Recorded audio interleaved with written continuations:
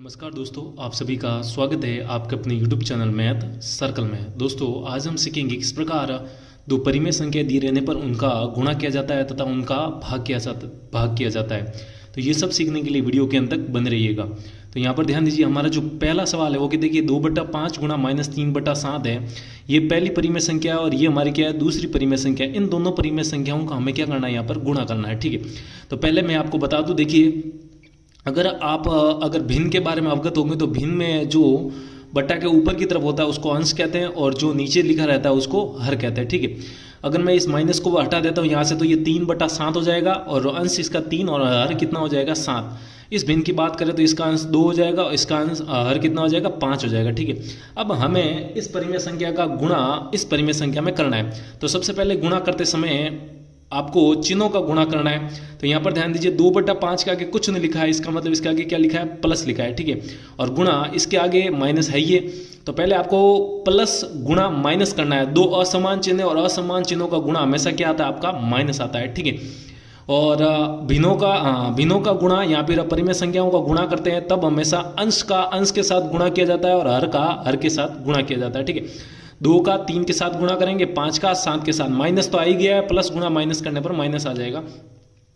2 गुणा 3 कितना हो जाएगा आपका, 2 गुणा 3। आपको ऐसा कैसा लिख देना, बट्टा में हर का हर से गुणा हो जाएगा। ये मैं 2 गुणा 3 आपकी सुविधा के लिए लिख रहा हूं कि आपको समझ में आ जाए।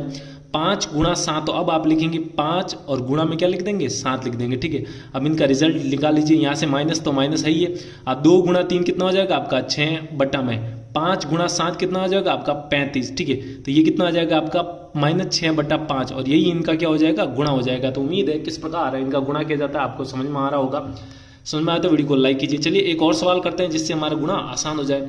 अब देखिए यहाँ पर हमारा अगला सवाल है वो क्या है, 9/16 को गुणा करना है हमें -3/9 से। ठीक है, देखिए इसका चिन्ह क्या है आपका, माइनस है, सॉरी इसका चिन्ह तो कुछ नहीं है, मतलब प्लस है और इसके आगे क्या लगा हुआ है, माइनस लगा हुआ है। ठीक है, तो आपको पहले गुणा करना पड़ेगा, प्लस गुणा माइनस करेंगे तो प्लस गुणा माइनस क्या हो जाएगा आपका, यहाँ से माइनस हो जाएगा। फिर 9 गुणा 7, अभी मैंने बताया ये अंश को अंश के साथ गुणा करेंगे, हर को हर के साथ गुणा करेंगे। तो इस अंश को इसके साथ गुणा करेंगे, यानी कि इसका अंश 9 है और अगले का कितना है 3 है, तो इसको इसके साथ गुणा कर देंगे और नीचे वाले को नीचे से गुणा कर देंगे, 16 को 9 से गुणा कर देंगे। ठीक है, 16 गुणा 9। अब यहाँ पर ध्यान दीजिएगा, अब आपको यहाँ तो 16 को 9 से गुणा कर दीजिए और यहाँ पर आपको काटना आता है तो आप काट भी सकते हैं। ठीक है, तो ऊपर नीचे देखिए आप ऐसा लिख देंगे गुणा में, और फिर आपको क्या करना है, ऊपर नीचे आप समान संख्या का अगर भाग जाता है, ऊपर और नीचे समान संख्या का भाग जाता है तो आप वो भाग भी दे सकते हैं। ठीक है, तो यहाँ पर ध्यान दीजिए 9 का भाग 9 में कितनी बार जाएगा, 1 बार जाएगा, और इस 9 में कितनी बार चला जाएगा आपका, 1 बार चला जाएगा। ठीक है, अब ये -1 बन चुका है तो मैं यहाँ पर लिख लेता हूँ -1 गुणा 3 और बट्टा में क्या हो जाएगा 16 गुणा, और ये 9 का 9 में एक बार। अब इसको गुणा कर दीजिए, -1 गुणा प्लस, देखिए माइनस गुणा प्लस माइनस, 1 गुणा 3 हो जाएगा आपका, बट्टा में 16 गुणा 1 कितना हो जाएगा 16। तो इनको सॉल्व करने पर जो हमारा आंसर आएगा वो कितना आएगा आपका -3/16। तो उम्मीद है आपको समझ में आया होगा। चलिए एक और अंतिम सवाल कर देते हैं गुणा का, जिससे हमारा गुणा का कॉन्सेप्ट आसान हो जाए। देखिए एक और सवाल है, -1/2 गुणा 4/-3 है, इसको हमें गुणा करना है। तो सिंपली वही करेंगे, देखिए अंश को अंश के साथ गुणा करेंगे, हर को हर के साथ। तो चिन्हों को पहले गुणा कर लेते हैं, माइनस गुणा प्लस, देखिए इसका कुछ नहीं है मतलब प्लस है, इधर भी कुछ नहीं है मतलब प्लस है, तो माइनस गुणा प्लस क्या हो जाएगा आपका -1 गुणा 4 कितना हो जाएगा आपका 4, और बट्टा में प्लस गुणा माइनस कितना हो जाएगा -2 गुणा 3 कितना हो जाएगा आपका 6 हो जाएगा। ठीक है, अब यहाँ पर आप देख सकते हैं ऊपर नीचे दोनों में क्या है, माइनस है, तो आप ये माइनस और ये माइनस आपस में मिलकर क्या हो जाएंगे, प्लस, यानी कि ऊपर नीचे आप माइनस से गुणा कर सकते हैं। ठीक है, अब देखिए 2 के पाड़े से ये समान संख्या है, 2 के पाड़े से कट रही है, 2 का पाड़ा 4 में चला जाएगा 2 बार और 6 में कितनी बार चला जाएगा 3 बार। ठीक है, तो यहाँ से इनको सॉल्व करने पर हमारा आंसर क्या है 2/3 और यही का क्या हो जाएगा आंसर हो जाएगा। तो उम्मीद है किस प्रकार आप दो परिमेय संख्या को गुणा करते हैं आपको समझ में आया होगा। चलिए हम अब भाग के सवाल कर लेते हैं, जिससे कि भाग का कॉन्सेप्ट भी हमारा क्लियर हो जाए। यहाँ पर देखिए हमारा जो पहला सवाल है वो क्या है, 3/2 भाग 1/3 है। ठीक है, अब भाग का सवाल कैसे करेंगे, तो देखिए भाग से पहले आपको परिमेय संख्या का ध्यान रखना और भाग के बाद में आपको परिमेय संख्या का ध्यान रखना है। ठीक है, अब बेसिकली ये भाग का मतलब क्या होता है मैं आपको बता देता हूँ। देखिए एक सिंपल रूल होता है सिंपल रूल के अनुसार क्या है, मान लीजिए आपके सामने a बटा बी और भाग लिखा हुआ है आपका c बटा डी में, ठीक है।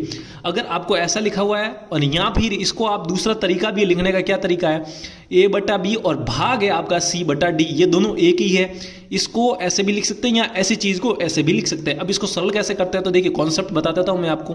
a बटा बी का a बटा बी रखते हैं और ये भाग किस में बदल जाएगा, आपका गुणा में बदल जाएगा। याद रखिएगा ये भाग किस में बदल जाएगा, गुणा में, और इस भिन्न का क्या हो जाएगा, व्युत्क्रम। व्युत्क्रम का मतलब अंश हर बन जाएगा और हर अंश बन जाएगा, यानी कि c बटा डी है तो ये क्या बन जाएगा, d बटा c बन जाएगा, ठीक है। और इस प्रकार इनको गुणा कर लेंगे और ये हमारा क्या हो जाएगा, आंसर हो जाएगा। आप चाहे ऐसे लिखें या चाहे ऐसे लिखे, दोनों एक ही बात है। अब यहाँ पर ध्यान दीजिए, इस सवाल में 3/2 भाग 1/3 है। अब इसको कैसे करेंगे, देखिए 3/2 को 3/2 रखिए, पहले हमेशा भाग के चिन्ह को बदल दीजिए, तो भाग का चिन्ह यहाँ पर किस में बदल जाएगा, गुणा में बदल जाएगा, ये बात याद रखिएगा।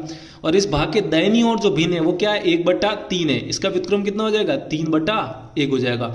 अब आप इसको गुणा कर दीजिए, तो ये अंश गुणा हो गया इसी तरह का, तो ये अंश को अंश से गुणा हो जाएगा, हर का हर से गुणा हो जाएगा। 3 गुणा 3 कितना हो जाएगा, यहाँ पर लिख दीजिए 3 गुणा 3, और बटा में 2 गुणा 1 कितना हो जाएगा, 2 गुणा 1, ठीक है। अब आपस में इसको सरल कर दीजिए, तो 3 गुणा 3 कितना हो जाएगा, 9, और बटा में 2 गुणा 1 कितना हो जाएगा, 2।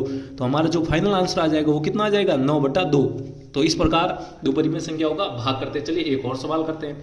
यहाँ पर ध्यान दीजिए, -2/5 भागे 1/5 में। अब इसको कैसे सरल करेंगे, तो -2/5 का -2/5 रहने दीजिए, ये भाग किसमें बदल जाएगा, गुणा में, और इस 1/5 का जो व्युत्क्रम हो जाएगा रेसिप्रोकल, वो कितना हो जाएगा, 5/1 हो जाएगा। अब ये सवाल इसी के जैसा बन गया, तो हम कर लेंगे आसानी से। देखिए माइनस गुणा प्लस क्या हो जाएगा आपका, -2 गुणा 5 कितना हो जाएगा आपका, 10 हो जाएगा, बट्टा में 5 गुणा 1 कितना हो जाएगा, 5 हो जाएगा, ठीक है। इसको और आगे भी सरल किया जा सकता है, यहाँ पे इतना भी रहने दीजिए। ये इसका माइनस, इसका प्लस है, कुछ नहीं है, तो प्लस का भाग माइनस में माइनस बार, 5 का भाग 10 में कितनी बार चला जाएगा, 2 बार, ठीक है।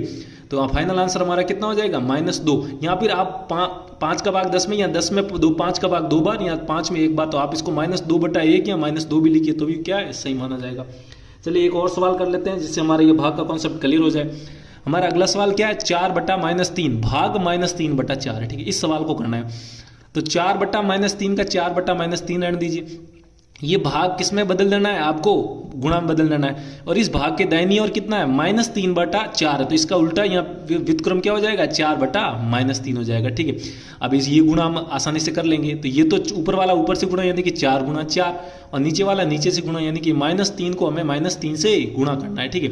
इसको सरल कर देते हैं, 4 गुणा 4 कितना हो जाएगा आपका, 16 हो जाएगा, बट्टा में माइनस गुणा माइनस जो कि क्या होता है प्लस, और 3 गुणा 3 कितना हो जाएगा, 9 हो जाएगा, तो प्लस का 16/9 इसका क्या हो जाएगा, आंसर हो जाएगा। तो उम्मीद है किस प्रकार दो परिमेय संख्या दिए रहने पर उनका भाग और गुणा किया जाता है आपको समझ में आया होगा। समझ में आया तो वीडियो को लाइक कीजिए, और अभी तक चैनल को सब्सक्राइब नहीं किया तो वीडियो के नीचे जो लाल बटन है उसको दबाइए, उसके पास वाली घंटी भी दबाइए, और ऐसे ही बेसिक कॉन्सेप्ट वीडियो पाने के लिए चैनल को सब्सक्राइब जरूर कीजिएगा। तो आज के लिए इतना ही रखते हैं, जल्दी मिलते हैं हम एक और नए कॉन्सेप्ट के साथ, तब तक के लिए जय हिंद।